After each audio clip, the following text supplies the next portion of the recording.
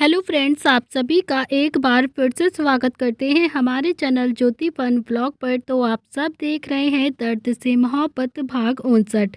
तो दोस्तों, इससे पहले इस कहानी के 58 भाग अपलोड हो चुके हैं चैनल पर। अगर आप सब ने नहीं पढ़ा है तो ज़रूर पढ़ लीजिएगा। तो चलिए देखते हैं आप सब ने अब तक पढ़ा था। दिशा गुस्से से बोलती है कि अपने दिमाग का इलाज करवा लो सुप्रताप सिंह। तुम्हें लगता है कि जब नील भैया और रुद्र जीजू वापस आएंगे तो तुम बच जाओगे। तुम्हें मैंने उन दोनों से ना पिटवाया ना तो मेरा नाम भी दिशा राठौड़ नहीं, समझे तुम। तो दिशा अभी गुस्से में शुभ को ये वार्निंग देकर वहां से चली जाती है और शुभ जो अभी भी दिशा को जाता हुआ देख रहा था। तो चलिए आप देखते हैं आगे इस कहानी में क्या होने वाला है। मार खाने की वजह से शुभ के बाल अभी बहुत ज्यादा बिगड़ गए थे, तो शुभ अभी अपने बालों को ठीक कर रहा था। आज शुभ के चेहरे पर एक हल्की सी मुस्कुराहट थी। वो मुस्कुराहट जो पहले कभी हुआ करती थी, आज वो धीरे धीरे मुस्कुरा रहा था। वो मुस्कुराहट जो रुद्र और नील अपने साथ लेकर चले गए थे, वो आज वापस आ गई थी शुभ के चेहरे पर। वो मुस्कुराहट वीरू ने भी नोटिस कर ली थी। तो वीरू भी खुद में ही बोलता है कि पता नहीं मुझे ऐसा क्यों लग रहा है कि नील सर और रुद्र सर हमारे आसपास ही हैं। तभी तो तुम्हारे चेहरे की मुस्कुराहट ना चाहते हुए भी वापस आ रही है शुभ। मेरा वहम भी हो सकता है, पर काश काश ये वहम ना हो और सच हो जाए। तो शुभ और वीरू अभी दोनों ही रेस्टोरेंट से बाहर आ जाते हैं। उन्होंने देखा कि दिशा भी सड़क के किनारे पर खड़ी हुई थी। तो शुभ ने भी वीरू को देखकर कहा कि जाओ भैया, पूछ कर आओ क्यों खड़ी है ये यहाँ पर। मैं पूछूंगा तो मुझे अभी खाने को दौड़ेगी। तो वीरू बोलता है कि मैं नहीं जाऊंगा, तुम खुद ही चले जाओ उसके पास। देखने से ही ऐसा लग रहा है कि दिशा कितनी ज्यादा गुस्से में है और मैं बिल्कुल भी नहीं चाहता कि वो गुस्से में मुझे भी कुछ कह दे या फिर मुझे ही मार दे और मेरे उसके बीच में जो एक इज्जत का रिश्ता है ना, वो भी खत्म हो जाए। मैं उसके पास बिल्कुल भी नहीं जाऊंगा। और ये डायलॉग आपको नील भैया ने मारना सिखाया है ना, मैं जानता हूँ। उन्हीं की छत्र छाया में रहकर आप ऐसे हो गए हैं, समझे आप। तो शुभ भी अभी जवाब देता हुआ बोलता है। तो वीरू अभी कुछ नहीं बोलता और शुभ के पास अब कोई भी ऑप्शन नहीं था। वो खुद ही अभी दिशा के पास जाकर बोलता है कि यहाँ पर क्यों खड़ी हो तुम। तो दिशा भी फिर से गुस्से में बोलती है कि अपने बॉयफ्रेंड का इंतजार कर रही हूँ, अब आपको उसमें भी प्रॉब्लम है क्या। चाहिए ना आपको, अपना रास्ता देखिए आप। तो शुभ अभी मन ही मन बोलता है कि अरे बाप रे, लगता है कि सुबह सुबह ही मिर्ची खाकर आई है ये। तो शुभ बोलता है कि सही सही बताओ कि यहाँ पर क्यों खड़ी हो तुम, घर क्यों नहीं जा रही। तो दिशा ने भी एक नज़र शुभ को गुस्से में देखा और फिर बोलती है कि कैब का वेट कर रही हूँ। और क्या कर रही हूँ, चलो मैं छोड़ देता हूँ तुम्हें। शुभ भी बोलता है। तो दिशा भी गुस्से में बोलती है कि कितनी बार छोड़ेंगे आप हमें, आपने तो मुझे कब का छोड़ दिया है। मैं ही पागल हूँ जो अभी भी उम्मीद लगाए बैठी हूँ। आप जा सकते हैं, मैं खुद ही चली जाऊंगी। तो शुभ भी अब थोड़ा सा गुस्से में बोलता है कि दिशा, इतनी जिद्दी होना अच्छी बात नहीं है बिल्कुल भी, चुपचाप से चलो मैं छोड़ दूंगा। शुभ भी बोलता है और ये बात सुनकर दिशा बोलती है कि ये जिद करना भी मैंने आपसे ही सीखा है। मैं नहीं जाऊंगी, नहीं जाऊंगी, बिल्कुल नहीं जाऊंगी। आप तो मुझे छोड़ चुके हैं ना, तो फिर आप अपना हक जमाना भी मुझ पर बंद कर दीजिए, वरना सच कहती हूँ मैं, शुभ फिर से अपना बैग उठाकर आपके सिर पर मार दूंगी। और इस बार शुभ भी थोड़ा सा नरम लहजे में बोलता है कि देखो दिशा, तुम कब से यहाँ पर खड़ी हो ना, मगर कोई भी कैब नहीं आ रही है। ज़्यादा जिद मत करो प्लीज़, चलो मेरे साथ, मैं छोड़ दूंगा। दिशा भी अब हल्के गुस्से में बोलती है कि मुझे आपके साथ कहीं नहीं जाना है, कहीं भी नहीं जाना। आपके लिए मैं कब की मर चुकी हूँ ना, और आपने तो मेरी माँ से भी ये कह दिया है कि मेरे आपके बीच में अब कोई भी रिश्ता नहीं है, सारी चीज़ें ख़त्म हो गई हैं। जब मेरे और आपके बीच में का रिश्ता ही ख़त्म हो गया है तो आप मेरे लिए अब एकदम से अजनबी हो गए हैं और मैं अजनबी के साथ कहीं नहीं जाती। तो शुभ के चेहरे की मुस्कुराहट अब थोड़ी सी और बड़ी हो गई थी। तो शुभ बोलता है कि अच्छा, और वो जो जंगल में 4 गुंडों के साथ लड़ने जा रही थी, वो तुम्हारे मामा के बेटे थे क्या। तो शुभ, अभी मेरा दिमाग खराब मत करो बिल्कुल भी, मैं सच में बहुत ज़्यादा गुस्से में हूँ। दिशा भी बोलती है आपने तो एक सेकंड भी नहीं लगाया हमारा रिश्ता ख़त्म करने में। मैं ही पागल थी जो आंख बंद करके बस आपको अपने साथ सब कुछ करने देती थी, क्योंकि आप पर मुझे बहुत ज़्यादा यकीन था। यकीन करती थी मैं यहाँ पर। कहते कहते दिशा की आंखें एकदम से नम हो गई। वैसे तो दिशा न जाने कितनी बार शुभ के सामने रोई थी, लेकिन आज शुभ को उसके रोने से बहुत ज़्यादा फर्क पड़ रहा था। फर्क तो उसे पहले भी पड़ता था, लेकिन पहले शुभ ने खुद को बहुत ज़्यादा मजबूत बना लिया था। तो शुभ ने अभी अपनी हंसी, गुस्सा, जो भी उसके अंदर के इमोशंस थे वो जल्दी से कंट्रोल किया और फिर थोड़ा सा सीरियस होकर दिशा की तरफ देखते हुए बोला कि चलो मैं छोड़ दूंगा घर, बाकी गाड़ी में लड़ लेना तुम। तो दिशा बोलती है कि मैं कौन होती हूँ आपसे लड़ने वाली। शुभ को अभी इतना तो समझ में आ गया था कि दिशा प्यार से उसके साथ अब नहीं जाएगी। तो जब दिशा प्यार से जा सकती थी तब शुभ उसे कभी भी अपने साथ लेकर नहीं गया था। अब शुभ को दिशा के साथ थोड़ी सी जबरदस्ती करनी ही पड़ेगी। तो शुभ ने अभी दिशा का हाथ जोर से पकड़ा और उसे खींचता हुआ अपनी गाड़ी की तरफ लेकर आ गया। तो शुभ ने अभी गाड़ी का गेट थोड़ा सा गुस्से से खोलकर दिशा को गाड़ी में जोर से बैठा दिया। तो शुभ ने अभी फिर से वीरू को इशारा किया और फिर वीरू भी जल्दी से ड्राइविंग सीट पर आकर बैठ गया और फिर शुभ वीरू के पास आकर बैठा और थोड़ी देर में ही वीरू ने गाड़ी को स्टार्ट कर दिया। वीरू अभी 1 किलोमीटर भी नहीं चला होगा कि वीरू का फ़ोन एकदम से वाइब्रेट होने लगता है। तो वीरू ने अभी फ़ोन चेक किया तो वो फ़ोन अभी निहाल का था। तो वीरू ने अभी गाड़ी साइड में लगाई और फिर फ़ोन को रिसीव किया। तो वीरू भी फ़ोन पर बोलता है कि सर मैं अभी आ जाता हूँ, जय भैया यहाँ पर नहीं है, वो तो प्रताप हाउस में है। जय भैया अभी दादाजी को लेकर हॉस्पिटल गए हैं, उनकी सेहत थोड़ी सी खराब है इसीलिए। अरे सर समझ जाओ ना आप, सब जिया भाभी से मिलने के बहाने हैं और कुछ नहीं, वरना हमारे दादाजी तो अभी एकदम से भले चंगे हैं, उन्हें तो कोई दिक्कत ही नहीं है। ठीक है सर मैं अभी आता हूँ। शुभ ने भी पूछा कि क्या हुआ है, जीजू ने कुछ बोला क्या। तो वीरू बोलता है कि अजीब बात है, एक बहुत बड़ा टेंडर निकला था जिसे हम भरना भूल गए थे, वो टेंडर मिस्टर ओबरॉय को मिल गया है, जिसकी वजह से सोमनाथ को बहुत बड़ा नुकसान हुआ है और अब सोमनाथ अपना फार्म हाउस बेच रहा है क्योंकि उसके शेयर होल्डर उससे पैसे मांग रहे हैं। तो निहाल सर अभी वहीं पर हैं और मुझे वहां पर बुला रहे हैं। तो सर अभी मैं वहां पर जा रहा हूं, तुम दिशा को घर छोड़ देना। तो अब शुभ भी बोलता है कि मैं भी चलता हूं तुम्हारे साथ वीरू भैया, दिशा को भी लेकर चलते हैं ना वीरू भैया, आखिर सोमनाथ को बर्बाद होता हुआ मैं भी तो देखूंगा कैसा फील होता है उसे जब उसके खुद की बर्बादी होती है। तो वीरू ने अभी फिर से शुभ को समझाते हुए कहा कि समझने की कोशिश करो, तुम दिशा को लेकर अभी घर चले जाओ, मैं निहाल सर के पास चला जाता हूँ, वहाँ हमें नीलामी देखनी है और फिर कुछ करना थोड़ी ना है वहाँ पर, अभी वहाँ पर तुम्हारा कोई काम नहीं है। तो शुभ बोलता है लेकिन मैं देखना चाहता हूँ कि आखिर राठौड़ का फार्म हाउस कौन खरीदेगा। वीरू अभी कुछ सोचकर बोलता है कि शुभ, मिस्टर नरेन राठौड़ ने भी तो सोमनाथ पर अपने हिस्से को लेकर केस किया हुआ है ना, अभी वो केस सॉल्व नहीं हुआ है तो ये प्रॉपर्टी अभी बिक कैसे सकती है। तो शुभ भी अब सोचकर बोलता है कि हाँ वीरू भैया आप बिल्कुल ठीक कह रहे हो, ऐसा कैसे हो सकता है, मिस्टर राठौड़ ने भी तो अभी सोमनाथ पर केस किया हुआ है ना अपनी प्रॉपर्टी का आधा हिस्सा लेने के लिए, जिसके चलते वो अभी कोई भी प्रॉपर्टी बिना नरेन की परमिशन के नहीं बेच सकता है। फिर फार्म हाउस नीलाम कैसे हो रहा है, चलकर हम भी देखते हैं। तो आप अभी गाड़ी स्टार्ट कीजिए।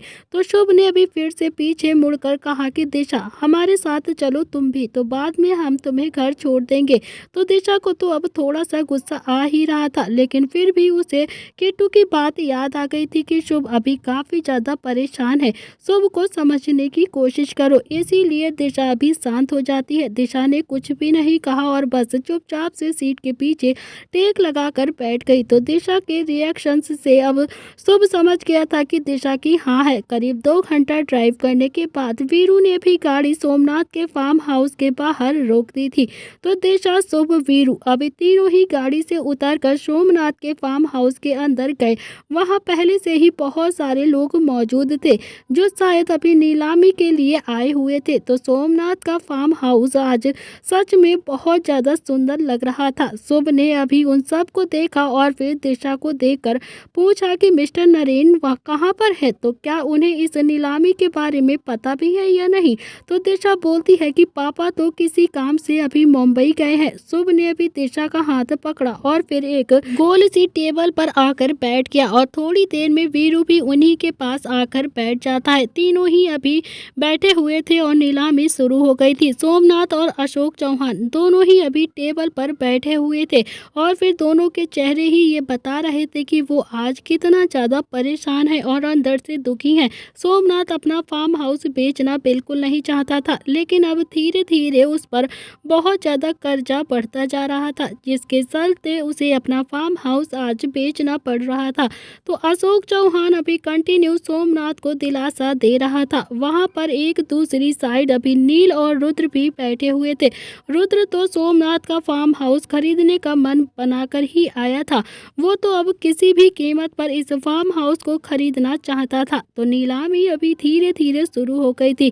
शुभ जो कंटिन्यू अपने मोबाइल में कुछ कर रहा था, वो तो बस नीलामी को सुन रहा था। उसने एक बार भी अपनी आंख उठाकर सामने नहीं देखा था कि नीलामी पर बोली लगा कौन रहा है और किससे अभी बहस हो रही है। मगर अचानक ही अभी शुभ के चेहरे पर एक मुस्कुराहट आ गई और वो दिशा को देखकर बोलता है कि दिशा, तुम ये नीलामी रुकवा सकती हो, तुम ये नीलामी रुकवा दो प्लीज। और मैं ये नीलामी क्यों रुकवाऊंगी? दिशा ने भी गुस्से में अभी शुभ को जवाब देते हुए कहा। तो शुभ बोलता है कि क्योंकि सोमनाथ हमारा दुश्मन है और अगर ये फार्म हाउस बिक गया ना तो सोमनाथ अपना कर्जा उतार देगा और फिर मैं नहीं चाहता कि ये कर्जा उसके सिर से उतरे। मैं चाहता हूँ कि इसके शेयर होल्डर्स इसे नोच नोच कर खा जाएं और ये बर्बाद हो जाए। इसके लिए तुम्हारी मदद चाहिए होगी मुझे। जो भी फार्म हाउस खरीदेगा ना, तुम उसके पास जाओगी और उससे ये कहोगी कि ये फार्म हाउस उसके पापा का है और फिर उसके पापा की परमिशन के बिना वो इसे नहीं खरीद सकते हैं।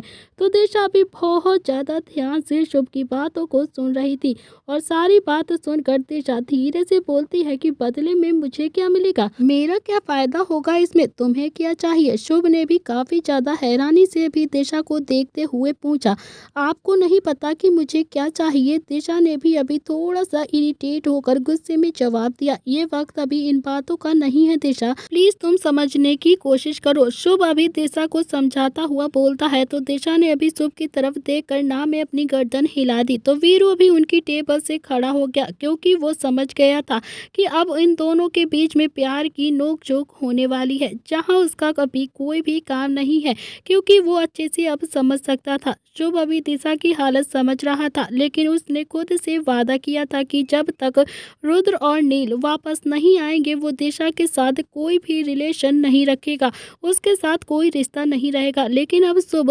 कमजोर पड़ने लगा था। आखिर शुभ को भी एक साथ की जरूरत थी और फिर उसके पिकाचू से अच्छा उसे और कोई साथ नहीं दे सकता था। शुभ अभी कुछ सोचकर धीरे से बोलता है कि तुम्हारी डिमांड मैं बाद में देखूंगा, प्लीज फिलहाल के लिए जो मैं कह रहा हूँ तुम वो अभी करो, कुछ भी करके ये नीलामी रुकवा दो। इधर दूसरी तरफ रुद्र भी नीलामी में बोली लगा रहा था। रुद्र के दिमाग में भी अभी एक प्लान चल रहा था।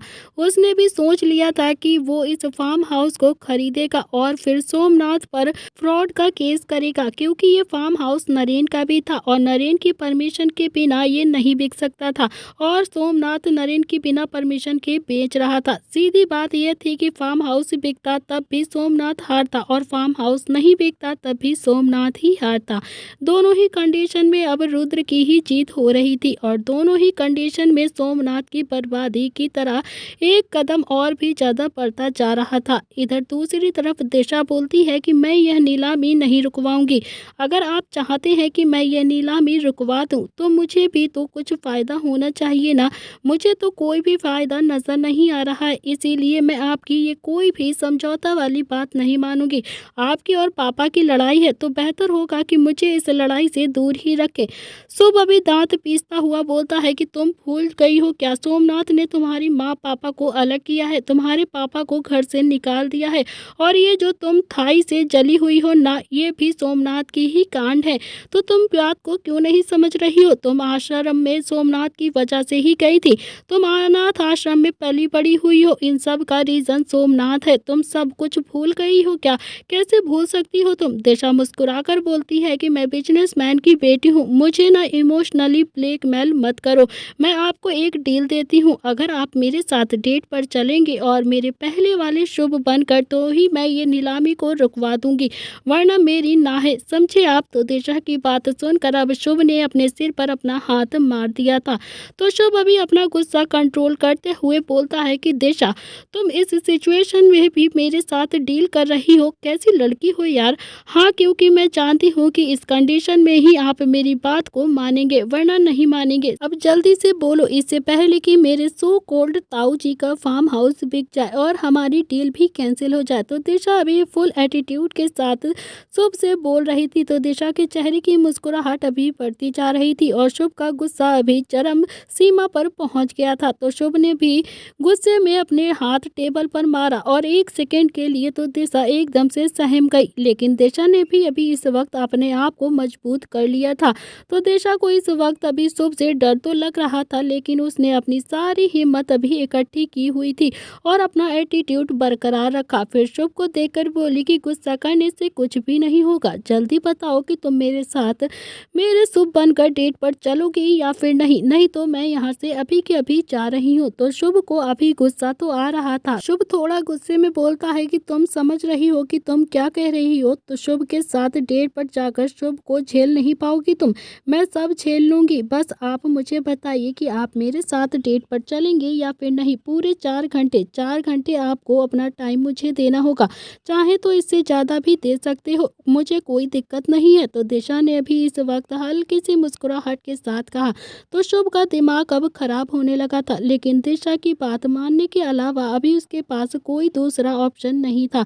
तो शुभ अभी बहुत ज़्यादा गुस्से में था, लेकिन फिर भी वो मन ही मन बोला कि ये तो सच में बहुत ज़्यादा खतरनाक है यार, क्या सही जगह पर नो बॉल पर ये सिक्स मार रही है, ऊपर से फ्री हिट का वेट भी कर रही है यार।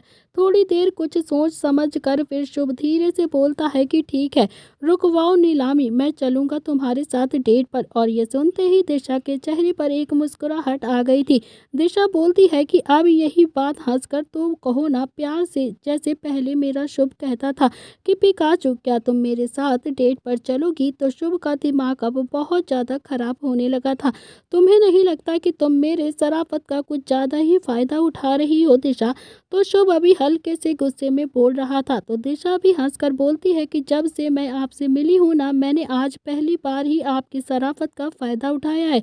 वैसे तो उठा लेने दीजिए ना हमें, वरना तो हमेशा आप ही उठाते हैं। अब छोटे से टाइम वेस्ट मत करो, जल्दी से बोलो वरना फार्म हाउस बिक जाएगा। तो शुभ ने भी जैसे तैसे खुद को कंट्रोल किया और फिर धीरे से बोला कि पिकाचू क्या तुम मेरे साथ डेट पर चलोगी?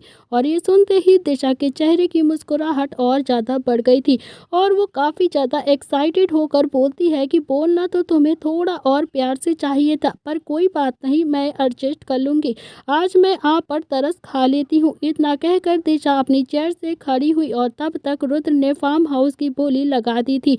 और जैसे ही रुद्र भी अपनी चेयर से खड़ा हुआ कि उसकी नज़र दिशा पर गई जो पहले ही खड़ी हुई थी।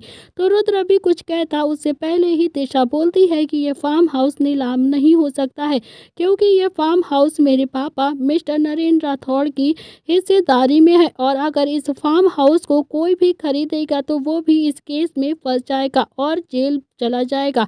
तो रुद्र तो अब दिशा का कॉन्फिडेंस लेवल देखकर काफ़ी ज़्यादा हैरान हो गया था और अभी कुछ दिनों पहले ही तो वो शुभ से नाराज़ होकर अस्पताल की कॉरिडोर में सुबक सुबक कर रो रही थी और आज इतने सारे लोगों के सामने खड़ी होकर अपने हक की बात कर रही थी। रुद्र तो दिशा के चेंज से अब काफ़ी ज़्यादा इम्प्रेस हो गया था। रुद्र मन ही मन बोला कि तो लगता है कि छोटे शेर ने इसे भी छोटी शेरनी बना दिया है, मानना पड़ेगा इस लड़के ने सबको बिगाड़ कर रखा हुआ है, इवन रीडर्स को भी। तो रुद्र ने भी आगे बढ़कर कहा कि ये प्रॉपर्टी झगड़े की है तो मैं इसे नहीं खरीद सकता।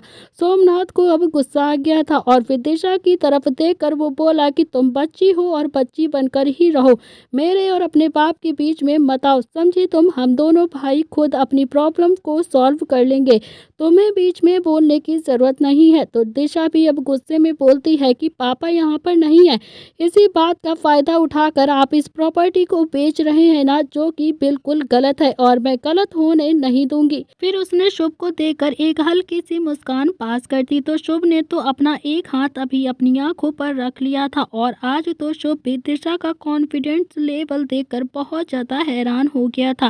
देखा जाए तो ये दिशा का कॉन्फिडेंस लेवल नहीं था, बल्कि शुभ के लिए उसका प्यार था, जो कॉन्फिडेंट बनकर ये बाहर आ चुका था। उसे किसी भी हालत में अभी शुभ वापस चाहिए था, उसके साथ डेट पर जाना था। मजबूर करके खुश होकर जैसे भी कर कर अभी दिशा फिर से अपने शुभ को हासिल करना चाहती थी और दिशा को इतना ज़्यादा इनसिक्योरिटी हो रही थी कि शुभ उससे दूर हो जाएगा। लेकिन शुभ तो हमेशा से ही दिशा का था, बस उनके बीच में कुछ दूरियां आ गई थी।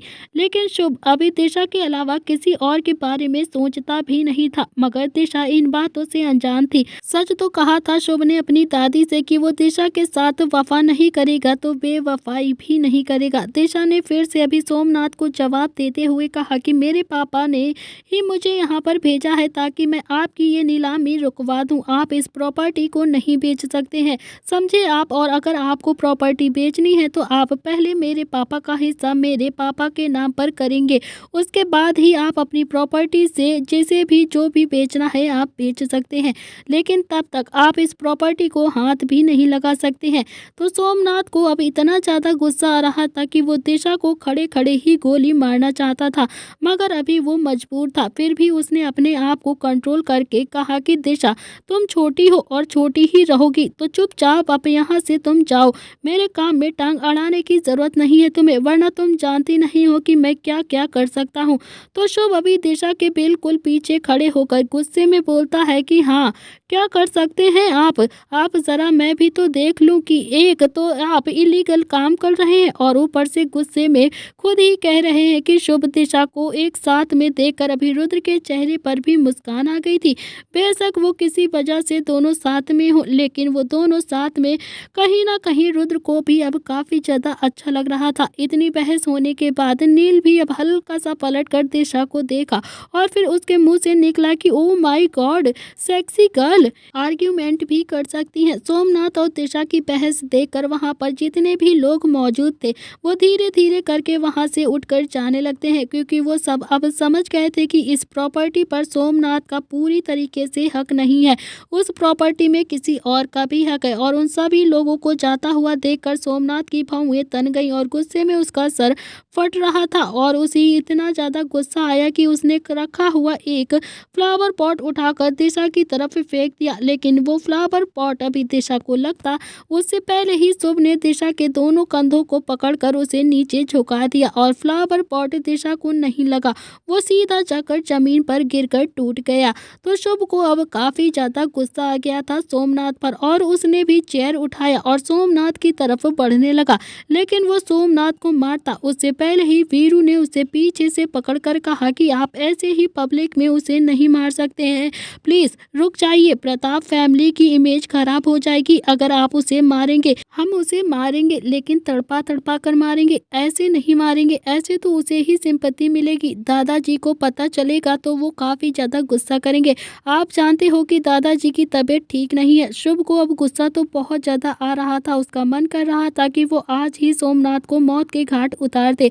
फिर वो दांत पीस कर एकदम से पलटा और फिर वीरू की तरफ देखकर बोला कि सबके सामने एक लड़की पर हाथ उठा रहा है ये, और इसे सिंपैथी भी मिलेगी क्या? साले की हड्डियां तोड़ देता हूँ मैं, फिर देखता हूँ कैसे लड़की के पर हाथ उठाता है ये। वीरू ने अभी शुभ को चेयर पर बैठाया और उसे पानी का गिलास देते हुए कहा कि समझने की कोशिश करो शुभ, सब जानते हैं कि सोमनाथ अभी बर्बादी के रास्ते पर चल रहा है, हम तो इसके पीछे पड़े ही थे, लेकिन अब तो मिस्टर ओबरॉय ने भी रही कैसी कसर अब पूरी कर दी है। तो उनकी आंखों के सामने अभी 2 प्रोजेक्ट छटक लिए हैं। शुभ ने अभी पानी पिया और फिर अपने गुस्से को कंट्रोल करता हुआ बैठ गया। इधर दूसरी तरफ सोमनाथ को भी अब अशोक चौहान ने पकड़कर कहा कि क्या कर रहे हो, वैसे ही मार्केट में हमारी वैल्यू अब डाउन हो गई है, ऐसी हरकत करके तुम और ज्यादा अपनी कंपनी को नुकसान में पहुंचा रहे हो। मैं इस लड़की को मार दूंगा, मैं तो उस बॉट बॉय की बातों में आ गया, वरना इस लड़की को तो मैं उसी दिन मार देता जिस दिन ये पैदा हुई थी। सोमनाथ बहुत ज्यादा गुस्से में ये बोल रहा था। तो अशोक चौहान बोलता है कि सोमनाथ खुद को संभालो, वो सब बाद में देखेंगे, इस लड़की को करने के मौके बहुत मिलेंगे, लेकिन उससे पहले ये सोचो कि हम अपनी कंपनी की रेपुटेशन कैसे बचाएं। हमारी कंपनी बहुत ज़्यादा घाटे में है और अगर प्रताप फैमिली को इस बात की भनक भी लग गई ना तो वो इस मौके को जाने नहीं देंगे। वैसे भी श्री ओबरॉय ने हमारे इम्पोर्टेंट प्रोजेक्ट झटक लिए हैं। दिशा भी शुभ को ऐसे गुस्से में देखकर सहम गई थी। दिशा को तो अपनी डेट की फिक्र होने लगी थी, कहीं शुभ गुस्से में उसके साथ डेट पर जाने से मना कर दे। तो कुछ लोग अभी भी नीलामी में थे, वो सब सोमनाथ और शुभ दोनों को ही देख रहे थे। रुद्र और नील भी उन्हीं में से था, तो रुद्र ने भी वहां कुछ भी रिएक्ट करना ठीक नहीं समझा। रुद्र ने कुछ बॉडीगार्ड्स को बुलाया और नील को वहां से ले जाने के लिए कहा, तो नील भी अभी बिना सोचे समझे उस अपने फोन में देखता हुआ रुद्र के ऑर्डर के फॉलो करते हुए अपने बॉडीगार्ड के साथ वहां से चला गया। तो नील अभी फार्म हाउस से निकला, तभी निहाल से वो टकरा गया और उसके अंदर कुछ हुआ, लेकिन दोनों ने एक दूसरे को नहीं देखा और फिर अपने फोन में देखता हुआ नील वहां से चला गया। और निहाल शुभ के पास आकर बोला कि शुभ, थोड़ा सा लेट हो गया यार, अर्जेंट में एक कॉन्फ्रेंस मीटिंग अटेंड करनी पड़ गई। खैर छोड़ो, किसने खरीदा फार्म हाउस? शुभ थोड़ा गुस्से में बोलता है कि उसने कोई भी जवाब नहीं दिया। तो निहाल ने भी वीरू की तरफ देखा और फिर वीरू ने उसे चुप रहने का इशारा कर दिया। तो निहाल भी समझ गया कि शुभ इस वक्त गुस्से में है। तो निहाल ने अपनी आंखों में दिशा से पूछा। दिशा ने भी हंसकर जवाब दिया कि कुछ भी नहीं भैया, क्योंकि मैंने नीलामी रुकवा दिया है और अब बदले में शुभ मेरे साथ डेट पर जाएगा, है ना शुभ? तो शुभ ने भी गुस्से में दिशा को देखा और दिशा ने उसे अपने दांत दिखा दिए। तो दिशा तो अब बहुत ज्यादा खुश थी, क्योंकि वो शुभ के साथ अब डेट पर जो जा सकती थी उसके अपोजिट में। तो शुभ का दिमाग तो अब खराब हो रहा था, उसे बिल्कुल भी अच्छा नहीं लग रहा था। सोमनाथ ने दिशा की तरफ फ्लावर पॉट फेंका था। निहाल ने अभी शुभ और दिशा को देखकर कहा कि अब क्या यहाँ से लंच करके चलोगे क्या, चलना नहीं है क्या घर? तभी निहाल की नजर अभी रॉकी पर गई, जो सोमनाथ से बात कर रहा था। तो निहाल रॉकी को बड़े ही ध्यान से देख रहा था। रॉकी के हाव भाव बिल्कुल रुद्र से मिलते थे, तो बात करने का स्टाइल, चेहरे की एक्सप्रेशन, हाइट, हेल्थ, सब कुछ रुद्र से काफी ज्यादा मिलती थी। अरे मिलती भी क्यों नहीं, क्यों वो तो रुद्र ही था। तो निहाल ये बात अपने मन ही मन सोच रहा था कि ये रॉकी रुद्र से कितना ज्यादा मिलता जुलता है, कोई पीछे से देखेगा तो समझेगा कि रुद्र ही है। तो शुभ अभी निहाल को देखकर बोला कि अब चले या फिर बस घूरना है रॉकी को? तो निहाल अभी कुछ भी नहीं बोला और फिर चारों ही वहां से अपनी गाड़ी के पास आ जाते हैं। तो शुभ अभी दिशा को देखकर बोला कि वीरू भैया इसे घर छोड़ दो, मैं निहाल जीजू के साथ ऑफिस जा रहा हूँ। तो दिशा भी हैरानी से बोलती है कि ऑफिस जा रहा हूँ मतलब आप मेरे साथ डेट पर नहीं चलेंगे क्या? आप मेरे साथ डेट पर नहीं चलेंगे बोलिए? शुभ ने भी अभी दिशा की मिमिक वाले लहजे में दिशा को देखकर कहा कि जब मेरे पास टाइम होगा तब चलूंगा, अभी नहीं चलूंगा। अब तुम चुपचाप से वीरू के साथ घर जाओ, समझी? तो दिशा भी पैर पटक कर बोली कि मुझे लगा ही था कि आप एक नंबर के झूठे हैं। शुभ के चेहरे पर हल्की सी मुस्कुराहट आ गई थी। तो दिशा का ऐसा बोलना शुभ को बहुत ज्यादा अच्छा लगता था, लेकिन अभी शुभ अपने खुशी को दबाए रखता था। शुभ ने अभी दिशा की बाजू को पकड़ी और उसे गाड़ी से बैठाते हुए कहा कि छोटा नहीं हूँ मैं, समझी तुम? अब चुपचाप से घर जाओ, जब टाइम होगा तुम्हें कॉल कर दूंगा मैं, फिर हम साथ में डेट पर चलेंगे और सिर्फ 4 घंटे, याद रखना सिर्फ 4 घंटे तुम्हारे साथ बिताऊंगा मैं। तो शुभ की बात सुनकर कहीं ना कहीं दिशा को अब शर्म भी आ रही थी। तो दिशा ने हंसकर कहा कि 4 घंटे तो बहुत हैं, जल्दी कॉल करना, मैं ज्यादा दिन इंतजार नहीं कर पाऊंगी। तो शुभ ने भी इशारा किया और फिर वीरू गाड़ी की ड्राइविंग सीट पर आकर बैठ गया और वीरू दिशा को लेकर वहां से चला गया। निहाल और शुभ भी अब ऑफिस के लिए निकल गए थे। रास्ते में दिशा और वीरू दोनों ही जोर जोर से हंस रहे थे। आखिर में छोटा शेर को मना ही लिया था दिशा ने। दिशा बोली कि वीरू ने हंसकर कहा कि हाँ, सब तुम्हारी मॉम की वजह से ही हुआ है, उन्होंने ही जानबूझकर वैभव को तुमसे मिलने भेजा और फिर मुझे फोन किया कि मैं शुभ को लेकर वहां पर पहुंच जाऊं। देखो बिल्कुल सही टाइम पर मैं और शुभ को लेकर वहां पहुंच गया था। 2 से 3 महीने में ऐसी बीत गए कि छोटे पैंथर 3 महीने का हो गया था। अब छोटे पैंथर का चेहरा भी हल्का हल्का मुस्कुराने लगा था, जिसे देखकर पूरा प्रताप हाउस अब खुश रहता था। सोमनाथ का फार्म हाउस बिक नहीं रहा था, इसीलिए उसे अपनी बेटी की शादी की डेट पोस्टपोन करनी पड़ी थी, क्योंकि अब सोमनाथ पूरी तरह से बर्बाद होने लगा था। उसके पास इतने भी पैसे नहीं थे कि वो अपनी बेटी की शादी कर पाता। इधर प्रताप हाउस, अवनी, दादी, किट्टू तीनों ही छोटे पैंथर के साथ खेल रही थी। छोटे पैंथर के छोटे छोटे हाथों को हाथों में लेकर अपने गाल पर लगा रही थी। अवनी बोली कि दादी, क्या ये बिल्कुल अपने पापा पर गया है क्या? तो नील ऐसे ही दिखते थे क्या? तो दादी मुस्कुराते हुए बोलती है कि मैंने नील को बचपन में नहीं देखा था। नील जब 3 साल का हो गया था तब मैंने उसे देखा था, लेकिन ये अपने पापा पर ही गया है। अवनी हंसते हुए बोलती है कि बस इसकी शरारतें अपने पापा पर न जाए दादी, वरना तो ये 2 से 3 महीने में ही झिला देगा मुझे। मुझे नहीं झेलना है, बहुत मुश्किल हो जाएगा। अवनी की बात सुनकर किट्टू खिलखिलाकर हंसने लगी। तो किट्टू बोलती है कि नहीं भाभी, ये जाएगा, ये बिल्कुल नील भैया पर ही जाएगा। इसकी हरकतें अभी से ही नील भैया से ही मिलती हैं। छोटा पैंथर के चेहरे पर भी एक मुस्कुराहट आ गई थी, जैसे उसे किट्टू की बात समझ में आ गई हो। छोटे पैंथर की मुस्कुराहट देखकर अभी तीनों सास बहू हंसने लगी। तभी शुभ भी ऑफिस से आ गया और शुभ ऑफिस से आया और सीधा छोटे पैंथर को गोद में लेने लगा। तभी अवनी ने उसका हाथ पकड़कर कहा कि छोटे शेर, कम से कम हाथ तो धो लो यार, वरना इसे इन्फेक्शन हो जाएगा। चल भाभी की बच्ची, ये मेरा छोटा पैंथर है, इतना कमजोर नहीं है कि हाथ लगाने से इसे इन्फेक्शन हो जाएगा। इतना कहकर शुभ ने छोटे पैंथर को गोद में उठा लिया और उसे बहुत सारा प्यार किया। शुभ जब भी छोटे पैंथर को प्यार करता था तो दादी की आंखें नम हो जाती थी। दादी ने सोचा था कि शुभ अवनी से शादी कर लेगा और फिर छोटे पैंथर को बाप का प्यार देगा। तो दादी अभी अपनी जगह से गलत नहीं थी। दादी मान चुकी थी कि नील वापस नहीं आएगा, जबकि शुभ को पूरा यकीन था कि नील और रुद्र दोनों ही वापस आएंगे। इसीलिए उसने अवनी से शादी नहीं की थी। अवनी और अपना पवित्र रिश्ता पवित्र ही रखना चाहता था। छोटे पैंथर को थोड़ी देर प्यार करने के बाद शुभ ने उसे किट्टू की गोद में दिया और फिर वो खुद सोफे पर आकर बैठ गया और अपने शूज को रिमूव करने लगा। तो दादी भी अभी शुभ की हालत समझती थी। शुभ को भी एक सपोर्ट की जरूरत थी और दादी के साथ हुई बहस के चलते उसने दिशा से मिलना जुलना भी छोड़ दिया था। सूज निकालने के बाद शुभ दादी के पास बैठकर बोला कि दादी, थोड़ी देर मालिश कर दो ना, सर में दर्द हो रहा है। किट्टू अभी सोफे से उठी और फिर तेल लेकर आई और बोली कि लाओ शुभ भैया, मैं कर देती हूँ। शुभ अभी उठता है उससे पहले ही दादी ने उसका कंधा पकड़कर वहीं पर बैठा लिया और फिर किट्टू से तेल की कटोरी लेकर बोलती हैं कि मैं ही कर देती हूँ, आज कितने दिनों बाद मेरे बेटे ने मुझसे कुछ कहा है। तो दादी भी बड़े ही प्यार से शुभ की मालिश करने लगती हैं। शुभ भी अब आराम से दादी की गोद के पास सर रख कर बैठा हुआ था। उसे तो बहुत ज़्यादा सुकून मिल रहा था कि तभी शुभ ने मुस्कुरा कर कहा कि क्या बात है, नील की चंद्रकला बहुत ज़्यादा प्यार आ रहा है। तो दादी बोलती है कि तुझसे एक बात कहूँ, मेरी बात मानेगा? तो दादी, अगर लीगल बात होगी तो ही मानूंगा, इलीगल बात होगी तो नहीं मानूंगा। आप भी जानती हैं कि शुभ दादी से बोलता है तो अपनी पिकाचू के साथ मिलना जुलना शुरू कर दे। वो लड़की तुझे बहुत प्यार करती है। रुद्र और नील भी तो यही चाहते थे कि वो इस खानदान की तीसरी बहू बने। दिशा से शादी कर ले शुभ, अब और परेशान मत कर उसे भी इस घर में लेकर आ जा। तो दादी लगभग अभी रिक्वेस्ट करती हुई बोल रही थी। शुभ गहरी सांस लेकर बोला कि क्या हुआ दादी, किसी ने कुछ कहा क्या?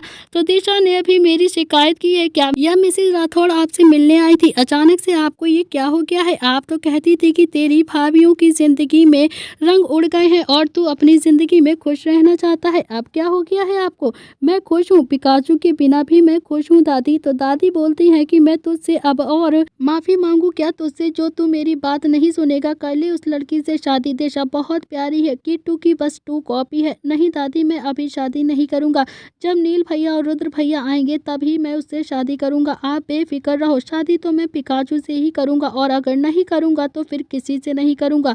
शुभ बोलता है। तो दादी फिर से बोली कि अच्छा शुभ, जब तेरा मन होगा तब शादी कर लेना, लेकिन उससे मिलना जुलना तो शुरू कर दे, उसके साथ डेट पर तो जा। पहले तो कितना रोता था उसके साथ डेट पर जाने के लिए और अब देखो जैसे उस लड़की से किनारा ही कर लिया हो तूने। अरे दादी, मैं नहीं जा रहा उसके साथ कहीं भी। शुभ भी चिढ़कर बोलता है उठता हुआ और फिर सुबह से लेकर शाम तक ऑफिस में कुत्तों की तरह काम करो और फिर यहाँ जाओ, यहाँ आकर डेट पर चले जाओ, वहाँ चले जाओ, वहाँ चले जाओ, मैं नहीं जा रहा कहीं भी।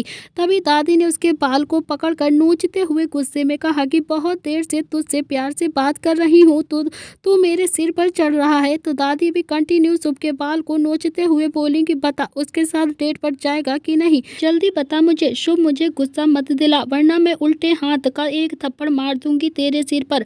और हाँ, शुभ अपना बाल बचाता हुआ बोलता है कि अरे दादी, क्या हो क्या गया है आपको, छोड़ो मुझे, मेरे बालों में दर्द हो रहा है यार। दादी डबल गुस्से के साथ बोली कि तू पिकाचू के साथ डेट पर जाएगा कि नहीं, जल्दी बोल, नहीं तो नहीं बोलेगा ना तो ऐसे ही तेरे बाल नोच दूंगी मैं, गंजा हो जाएगा और फिर देखती हूँ कि तेरे बालों की मालिश कैसे होती है। तू इन बालों में उस गोबर वाले जेल को कैसे लगाता है बता, अब नोच नोच कर तुझे आज टकला ही बना दूंगी। जल्दी बोल, उस लड़की के साथ डेट पर जाएगा कि नहीं।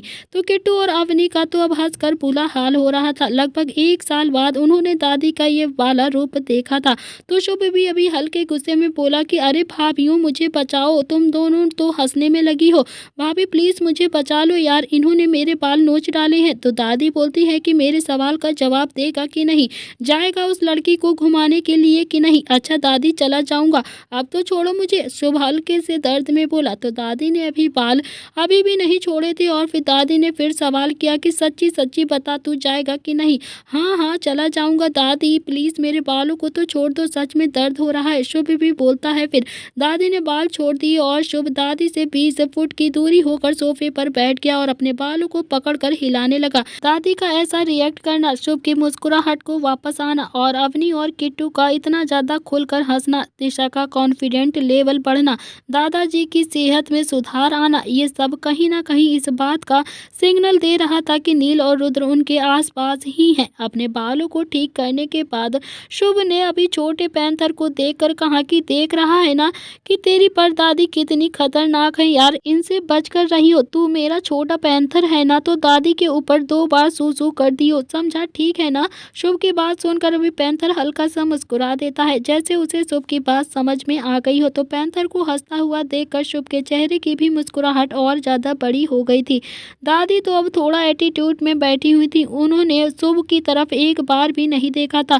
चंद्रकला अब मुंह क्यों फुला लिया है तुमने, कहो तो मैं अभी चला जाऊं। अभी जा, वैसे भी आज तू 8 बजे ही आ गया है तो उसके साथ अभी चला जा, मुझे थोड़ी सी संतुष्टि हो जाएगी। तो दादी भी अभी फुल एटीट्यूड के साथ बोली। शुभ हल्के गुस्से में बोला कि मेरे सर में दर्द है, आपने मेरे बाल भी नोच दिए हैं, अब ज्यादा दर्द हो रहा है दादी, मैं अभी कहीं भी नहीं जाने वाला। तो दादी ने अभी एक कुशन उठाया और फिर शुभ की तरफ फेंक कर कहा कि चुपचाप से जाएगा या फिर तेरे बाल और ज्यादा नोचूं। यार अभी अजीब सी जबरदस्ती है, मैं थक गया हूँ, कल चला जाऊंगा ना दादी। नहीं तू आज ही जाएगा, समझा, दादी ने भी अभी ऑर्डर भरी आवाज में कहा। तो शुभ अभी सोफे से खड़ा होकर बोला कि ठीक है अभी चला जाता हूँ। अब खुश तो शुभ अभी अपने कमरे में चला गया और दादी उसे जाता हुआ देख रही थी और मन ही मन मुस्कुरा भी रही थी। तो चलो कम से कम तू दिशा के साथ डेट पर तो जाएगा और तेरे चेहरे की मुस्कुराहट वापस आ जाएगी। तूने भी एक साल में अपने आप को पूरी तरीके से बिजनेस में झोंक दिया है। तो शुभ अभी अपने कमरे में आया और मिरर के सामने खड़ा हो गया और थोड़ी देर अपने आप को निहारने के बाद शुभ के चेहरे पर भी एक मुस्कुराहट आ गई थी। आखिर वो करीब 1 साल के बाद अपनी पिकाचू के साथ डेट पर जा रहा था। तो शुभ ने अभी फोन लिया और दिशा का नंबर डायल किया। तो दिशा ने अभी एक रिंग में ही फोन उठा लिया था। दिशा बोलती है कि मिल गई आपको फुर्सत, चले हम डेट पर। 3 महीने अभी शुभ प्रताप सिंह, 3 महीने हो गए हैं, आपने मुझसे 3 महीने पहले कुछ प्रॉमिस किया था कि झूठे कहीं के। हाँ मिल गई है और मैं झूठा नहीं हूँ, तुम तैयार हो जाओ मैं तुम्हें लेने आ रहा हूँ, शुभ बोलता है। तो दिशा लगभग खुशी से चिल्लाते हुए बोली कि सच कह रहे हो, सच में आप मुझे लेने आएंगे, सच में हम डेट पर जाएंगे, सच में 4 घंटे में अपने पहले वाले शुभ के साथ रहूंगी, सच सच बताओ। शुभ भी मजाक मत करो ना प्लीज, और इंतजार कर सकती हूँ मैं, लेकिन झूठ बोलोगे तो मेरा दिल टूट जाएगा। शुभ बोलता है कि झूठ नहीं कह रहा हूँ, सच में आ रहा हूँ, अब तुम जल्दी से रेडी हो जाओ, 1 घंटे बाद तुम्हारे घर के बाहर खड़ा मिलूंगा तुम्हें। हाँ जल्दी आओ, मैं तो बस आपको तैयार ही मिलूंगी। अच्छा मैं क्या पहनूं, इंडियन पहन लूं कि वेस्टर्न पहन लूं। तो दिशा भी काफी ज्यादा एक्साइटेड होकर बोल रही थी, कुछ भी पहन लो, तुम पर तो सब कुछ अच्छा लगता है। शुभ ने भी अभी दिशा की बात को जानबूझकर एक झटके में ही कहा। तो दिशा ने अभी शुभ की बात सुनकर ना जाने कितनी बार अपने फोन की स्क्रीन को चूम लिया था। उसकी किसेस की आवाज में अभी शुभ के कानों में घुल रही थी। तो शुभ के चेहरे पर भी एक मुस्कुराहट आ गई थी। शुभ बोलता है कि ये सब बाद में भी करना होगा तुम्हें, अब तैयार हो जाओ। तो दिशा ने अभी फोन को कट कर दिया और पूरे कमरे में कूदने लगी। तो दिशा भी बहुत ज्यादा एक्साइटेड होकर इधर उधर उछल रही थी और फिर उसने अपना कबर्ड खोला और सारी ड्रेसेस इधर-उधर देखने लगती है, लेकिन उसे अभी एक भी ड्रेस पसंद में नहीं आ रही थी कि वो अभी शुभ से मिलने के लिए कौन-सी ड्रेस पहने। वो जो भी ड्रेस उठाती, थोड़ी देर अपने बदन पर लगाकर मिरर पर देखती और फिर अपनी नाक मुँह बनाकर सोफ़े पर फेंक देती। फिर दिशा ने करीब 20 से 25 ड्रेस ऐसे ही कमरे में फैला रखी थी, मगर अभी तक उसे कोई भी ड्रेस पसंद नहीं आई थी। तभी सौम्या कमरे में आई और सौम्या ने एक माँ की तरह ही सिर पर अपना हाथ मारकर कहा कि ये क्या हालत बना रखी है तुमने अपने कमरे की दिशा। ये सारे कपड़े ऐसे फैला क्यों रखे हैं तुमने? जब कहती हूँ कि एक्स्ट्रा कपड़े मत खरीदो तो मानती नहीं हो, खरीद लेती है और फिर इन सारे कपड़ों को ऐसे यहाँ पर फैला कर रखा हुआ है। तो दिशा भी इन कपड़ों को उठाओ और तही लगाकर सही से कबर्ड में रखो। तो दिशा भी चलती हुई सौम्या के पास आई और गले लगकर सौम्या को घुमाते हुए बोली कि मम्मा मम्मा मम्मा शुभ का फ़ोन आया था, वो मेरे साथ डेट पर जा रहा है, बस उसी के लिए ये ड्रेस डिसाइड कर रही थी कि कौन सी ड्रेस पहनूं, लेकिन कुछ भी समझ में नहीं आ रहा है कि क्या पहनूं। सब एक एक बार के पहनी हुई है, मुझे अच्छी सी ड्रेस चाहिए, लेकिन अब रात को कहाँ से लेकर आऊँगी। तो दिशा को अब इतना ज़्यादा खुश देखकर सौम्या के चेहरे पर भी मुस्कुराहट आ गई थी। तो सौम्या बोलती है कि ड्रेस ज़रूरी नहीं है दिशा, ज़रूरी है कि तू और छोटे शेर साथ में टाइम स्पेंड कर रहे होगे, कुछ भी पहन कर जाओ। मेरी बेटी इतनी ज़्यादा खूबसूरत है कि हर ड्रेस में प्रिंसेस ही लगती है। हाँ मम्मा, शुभ ने भी तो यही बोला है कि कुछ भी पहन लो, लेकिन फिर भी मम्मा मुझे ना एक अच्छी सी ड्रेस सेलेक्ट करके दे दो ना प्लीज़, जिससे शुभ की नज़र मुझसे हट ही ना पाए। तो माँ बेटी अभी दोनों ने ही एक एक ड्रेस को उठाकर देखा और फिर बहुत मुश्किल से दिशा के लिए एक वाइट कलर का फ्रॉक सूट सेलेक्ट किया। दिशा भी वाइट कलर का फ्रॉक सूट देखकर बोलती है कि हाँ मम्मा, ये बिल्कुल सही है, इसे ही पहन लेती हूँ। वैसे भी शुभ कहते हैं कि मुझ पर वाइट कलर बहुत ज़्यादा अच्छा लगता है। वो कहते थे कि जब उन्होंने मुझे पहली बार वाइट जंपसूट में देखा था तभी वो मुझसे प्यार करने लगे थे। आज ही मैं इसे पहन कर जाऊँगी। तो दिशा भी ड्रेस को लेकर वॉशरूम में चली जाती है और सौम्या ने भी मुस्कुरा कर अभी वॉशरूम के गेट को देखा, जो अभी भी दिशा ने बंद किया हुआ था। फिर वो दिशा के कमरे से बाहर निकलकर सीधा स्टीयरिंग एरिया में आ जाती है, जहां नरेन सोफे पर बैठकर लैपटॉप में कुछ काम कर रहा था। तो नरेन की नज़र जब सौम्या पे पड़ती है तो नरेन ने पूछा कि बिना रहा नहीं जाता है। तो नरेन बोलता है कि क्या हुआ सौम्या, आज बहुत ज़्यादा खुश नज़र आ रही हो। तो सौम्या ने भी नरेन के बराबर में बैठ गई और अपना सर उसके कंधे पर रखकर बोली कि आज पूरे 1 साल के बाद दिशा शुभ डेट पर जा रहे हैं। दिशा बहुत ज़्यादा खुश है, बहुत ज़्यादा खुश। दिशा को खुश देखकर मैं भी खुश हो गई हूँ। तो नरेन अभी लैपटॉप पर अपनी उंगलियाँ चलाता हुआ बोलता है कि कब जाएगी दिशा। 1 घंटे बाद शुभ सौम्या ने भी जवाब दिया। तो नरेन ने भी लैपटॉप साइड में रखा और फिर सौम्या को पीछे से अपनी बाहों में भरता हुआ बोला कि अब ये 1 घंटा कब बीतेगा। सौम्या नरेन की शरारत समझ गई थी। तो सौम्या बोलती है कि शर्म नहीं आती आपको, 2 जवान बेटियों के बाप हैं आप और आपको रोमांस सूझ रहा है। छोड़ो मुझे, दिशा देखेगी तो क्या ही सोचेगी। तो नरेन ने भी अपनी चिन सौम्या के कंधे पर रखते हुए कहा कि क्या सोचेगी, यही कि इसका बाप उसकी माँ से कितना ज़्यादा प्यार करता है, आज भी दोनों में कितना प्यार है। ये सुनकर सौम्या खिलखिलाकर हंसने लगती है। तो सौम्या को हंसता हुआ देखकर अभी नरेन के चेहरे पर भी छोटी सी मुस्कान आ गई थी। तो नरेन ने अभी सौम्या को हल्का सा अपनी तरफ घुमाया और फिर उसके गालों पर किस कर लिया। तभी दिशा तैयार होकर सीधा स्टीयरिंग एरिया में आ गई थी। तो सौम्या की नज़र अभी जैसे ही दिशा पर पड़ी तो वो जल्दी से नरेन से झटपटा कर डिस्टेंस बनाकर बैठ गई। तो दिशा भी बहुत खुश थी। दिशा ने सौम्या को देखकर कहा कि आप भी इंजॉय कीजिए मॉम, मैं भी शुभ के साथ इंजॉय करने जा रही हूँ, तो शर्माइए मत प्लीज़। क्यों पापा, आप और मॉम घर में अकेले हैं तो आप अपना टाइम को भी स्पेशल बनाइए। तो दिशा को खुश देखकर अभी नरेन के चेहरे पर भी मुस्कुराहट फैल गई थी। नरेन हंसता हुआ बोलता है कि क्यों नहीं बेटा, मैं तुम्हारी माँ को अभी यही तो समझा रहा था, लेकिन तुम्हारी माँ को तो लगता है कि मैं अब बूढ़ा हो गया हूँ। बूढ़े और आप, पापा ऐसा मत कहिए, मेरी सहेलियां अगर आपको देखेंगी ना तो आपका फ़ोन नंबर मांगने लगेंगी, आप कहिए से बूढ़े भी नहीं लगते हैं। दिशा हंसते हुए बोलती है कि दिशा की बात पर अब नरेन और दिशा दोनों ही जोर जोर से हंसने लगे। सौम्या का थोड़ा मुंह खुला का खुला ही रह गया था। सौम्या थोड़े गुस्से में बोलती है कि शर्म नहीं आती, अपनी माँ पापा से कैसी बातें करती हो दिशा तुम। ये सब कुछ तुम्हारे पापा की वजह से ही हुआ है ना। तुम्हारे पापा खुद भी बेशरम है और मेरी बेटियों को भी बेशरम बना दिया है खुद की तरह।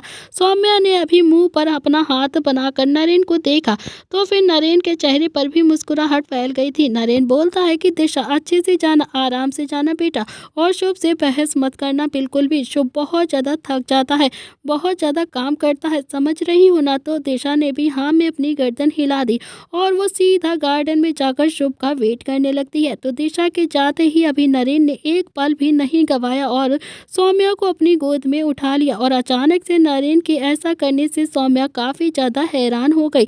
सौम्या अभी हड़बड़ाहट में बोलती है कि ये क्या कर रहे हैं आप, छोड़िए मुझे, दिशा अभी बाहर गई है, छोड़िए मुझे, कहीं वो वापस ना आ जाए। तो नरेन अभी थोड़ा हंसता हुआ बोलता है कि सुना नहीं दिशा ने क्या कहा, अभी इंजॉय कीजिए पापा, अपने टाइम को स्पेशल बनाइए। तो चलो ना, अपने टाइम को स्पेशल बनाते हैं हम भी। तो नरेन की अभी ऐसी बातें सुनकर सौम्या का चेहरा भी शर्म से लाल हो रहा था। तो सौम्या बोलती है कि नरेन प्लीज़ मान जाइए ना, थोड़ी तो शर्म कीजिए आप। नरेन सौम्या को भी कमरे में लेकर जाता हुआ बोलता है कि अभी तुमने ही तो मुझे बेशर्म का किताब दिया है ना, तो फिर अब थोड़ी बहुत बेशर्मी तो मैं करके दिखा कर ही रहूँगा। और वैसे भी मेरी बेटी कहती है मैं अभी बूढ़ा नहीं हुआ हूँ, तो जब तक मैं बूढ़ा नहीं होता तब तक तो मैं अपनी सौम्या से प्यार करूँगा ना। बोलो तुम, वैसे भी बूढ़ा हो जाऊँगा तब भी करूँगा मैं, समझी तुम। इतना कहकर अभी नरेन ने सौम्या को बेड पर लेटा दिया और अगले ही पल नरेन ने अपने होंठ सौम्या के होंठों पर रख दिए। सौम्या के हाथ भी अब नरेन के कॉलर पर कस गए थे और नरेन के छूने से अब सौम्या ने अपनी आंखें कसकर बंद कर ली थी और देखते ही देखते दोनों ही एक दूसरे में खो गए थे। दिशा शुभ का बेसब्री से इंतजार कर रही थी, बस 5 मिनट और उसके बाद शुभ आ जाता है। तो 5 मिनट अब बीत गए थे और शुभ अभी भी नहीं आया था। 10 मिनट बीत गए थे, शुभ अभी भी नहीं आया। दिशा अब गार्डन में इधर उधर चक्कर लगाने लगती है तो फिर लेकिन शुभ अभी तक नहीं आया था और 20 मिनट बीत गए, शुभ अभी तक नहीं आया था। अब दिशा की आंखें धीरे धीरे नम हो गई थी। दिशा ने फोन लेकर अभी शुभ का नंबर डायल किया और थोड़ी देर बाद शुभ का फोन रिंग करने लगता है और लेकिन शुभ ने अभी फोन रिसीव नहीं किया था। दिशा ने 1 से 2 बार, 3 बार, 5 बार शुभ का नंबर मिलाया लेकिन शुभ ने फोन को रिसीव नहीं किया था।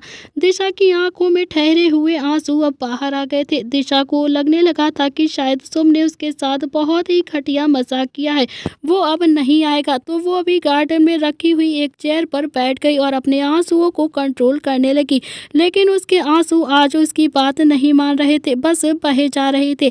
दिशा तो अब फूट फूट कर रोने लगती है। उसे लगा कि अब शायद शुभ नहीं आएगा। उसने अपने हाथों से अपना चेहरा छुपा लिया और दिशा का चेहरा एकदम से लाल हो गया। रोने की वजह से उसकी आंखें और नाक भी लाल हो गई थी। अब जाकर दिशा के चेहरे की खूबसूरती में इजाफा हुआ था। तभी दिशा के कानों में गाड़ी की आवाज़ सुनाई देती है।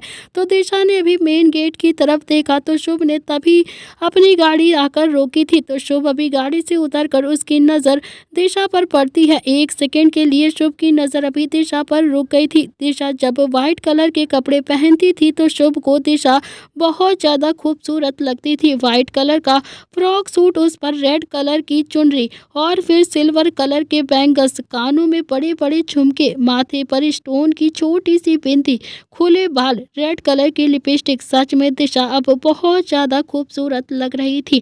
तो दिशा भी इतने अच्छे से शुभ के लिए तैयार होकर बैठी हुई थी और कहीं ना कहीं उसकी खूबसूरती अभी शुभ को अट्रैक्ट कर रही थी। तो दिशा ने अब शुभ को देखा तो वो भागते हुए उसके पास आई और आकर झटके से उसके गले लग गई और फूट फूट कर रोने लगी। तो दिशा को रोता हुआ देखकर शुभ ने अभी हैरानी से दिशा से पूछा कि क्या हुआ, अब तुम रो क्यों रही हो, क्या हुआ, किसी ने कुछ कहा क्या, मिसेज राठौड़ ने कुछ कहा क्या तुम्हें। तो दिशा अभी रोते हुए बोलती है कि आप इतना ज़्यादा लेट क्यों आए हैं, आप पूरे आधा घंटा लेट हैं शुभ, आपने कहा था कि आप 1 घंटे में आ जाएंगे लेकिन देखो आप आधा घंटा लेट हो गए हैं। तो शुभ ने अभी सिर पर अपना हाथ मार कर कहा कि यार मैं ट्रैफिक में फंस गया था और तुम इतनी सी बात को लेकर रोने लगती हो। तो दिशा भी सुबकते हुए बोलती है कि मुझे लगा कि आप शायद नहीं आएंगे इसीलिए मैं रो रही थी। अच्छा अब मैं आ गया हूँ ना, तो अब रोना बंद कर दो दिशा, अब तो देखो तुम्हारे सामने खड़ा हुआ हूँ, देखो अब तुम बच्चों की तरह रोगी तो मैं चला जाऊँगा अभी के अभी,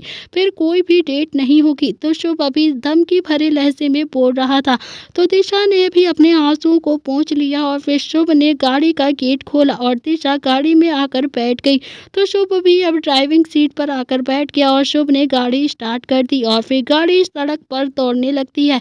तो शुभ बोलता है कि अब मुझे बताओ कि कहाँ जाना है, मूवी देखने चलोगी या फिर डिनर करने या फिर पब में, कहाँ जाना है बताओ, जहाँ तुम कहोगी वहीं पर लेकर चलूंगा तुम्हें। तो दिशा का मूड अब खराब हो चुका था, लेकिन फिर भी उसने अपने मूड को कंट्रोल किया और फिर बोली कि आप गाड़ी साइड में रोकिए। शुभ ने कहा कि क्या हुआ, कुछ हुआ है क्या, अब गाड़ी क्यों रुकवा रही हो तुम, मेरे साथ नहीं चलना क्या, कोई प्रॉब्लम है क्या। तो दिशा बोलती है कि आप गाड़ी साइड में रोकिए तो पहले। तो शुभ अभी ना चाहते हुए भी गाड़ी को साइड में रोक देता है। तो दिशा भी गाड़ी से बाहर उतरी और घूमकर शुभ के पास आ गई। तो शुभ ने भी अभी दिशा को हैरानी से देखा। तो दिशा ने भी शुभ की साइड वाला गेट खोला और फिर शुभ दिशा को देखकर हैरान हो गया था। शुभ को समझ में नहीं आ रहा था कि आखिर दिशा क्या करना चाहती है। तो शुभ अभी कुछ समझ पाता उससे पहले ही दिशा शुभ की गोद में आकर बैठ गई और फिर उसने अपने दोनों हाथ शुभ की गर्दन पर लपेट लिए। तो दिशा भी ने अपना चेहरा शुभ के सीने में छुपा लिया था और फिर वो धीरे से बोली कि मुझे कहीं भी नहीं जाना है, बस 4 घंटे मुझे ऐसे ही लेकर आप बैठे रहिए, मुझे कुछ भी नहीं चाहिए आपसे। तो दिशा तो अब आंखें बंद करके बस शुभ की खुशबू को महसूस कर रही थी। उसने खुद को ढीला छोड़ दिया था, वो तो पूरी जिंदगी अभी शुभ के साथ ऐसे ही रहना चाहती थी। शुभ ने धीरे से अपनी बाहें दिशा पर कस दी और फिर शुभ को भी आज सच में महसूस हो रहा था कि दिशा ने उसके बिना 1 साल कैसे गुजारा है। पहले तो शुभ का जब मन होता था वो दिशा का हाथ पकड़कर उसे अपनी गोद में बैठा लेता था, फिर जी भर कर उसे परेशान करता था। लेकिन आज दिशा शुभ की बेरुखी से इतना ज़्यादा परेशान हो गई थी, वो खुद ही चलकर उसकी गोद में आकर बैठ गई थी। शुभ ने भी बड़े प्यार से अभी दिशा के सिर पर हाथ सहलाना शुरू कर दिया था और दिशा की आंखों में हल्का हल्का सा पानी भी आ गया था। लेकिन ये आंसू आज शुभ की शर्ट में कहीं ना कहीं खो रहे थे। तो करीब 10 मिनट ऐसे ही बैठने रहने के बाद शुभ ने अपना एक हाथ दिशा के चेहरे पर लगाया और उसे हल्का सा उठाकर कहा कि पिकाचू, बहुत ज़्यादा खूबसूरत लग रही हो तुम, चलो तुम्हारी लिपस्टिक खराब करते हैं।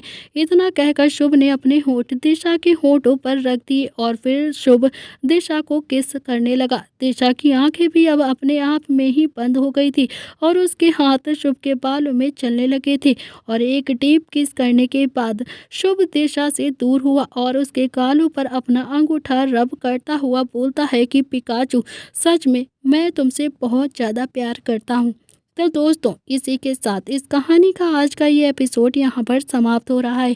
अगर आपको कहानी पसंद आई हो तो लाइक शेयर सब्सक्राइब करना ना भूलें। तो दोस्तों आज का एपिसोड कैसा लगा आपको दिशा और शुभ का रोमांटिक डेट, प्लीज़ कमेंट करके ज़रूर बताना।